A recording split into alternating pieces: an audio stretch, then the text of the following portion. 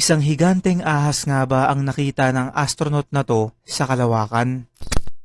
Mga kaibigan, isa sa pinakatanyag na astronaut ng NASA na si Dr. Franklin Story Musgrave ay nagkaroon ng kakaibang karanasan noong 1996 habang nasa isang space shuttle mission. Ayon sa kanya ay may dumaan raw na isang parang higanteng ahas na may habang 8 talampakan at may kakaibang kilos. Bagamat sinabi niyang posibleng isa lamang itong space debris, ngunit ayon din mismo sa kanyang deskripsyon, yung paggalaw daw nito ay para itong may sariling utak.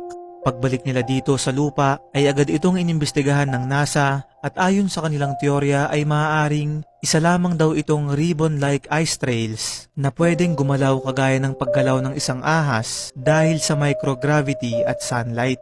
Ayon naman sa ilang teorya ay baka raw isa itong alien probe o device na ginagamit ng kung sino mang advanced na sibilisasyon upang obserbahan ang ating planeta. Hindi na rin nabigyang diin pa yung pangyayari dahil ayon sa NASA ay hindi na dapat pag-usapan ang mga anomalya katulad nito. Sa iba't ibang kultura naman gaya ng Mesoamerican cultures, Chinese culture, Hindu traditions at Norse mythology, pare-pareho silang naniniwala na may isang higanteng ahas na tinatawag na celestial serpent ang namamalagi sa kalawakan at isa sa mga magiging dahilan ng pagkasira ng ating mundo.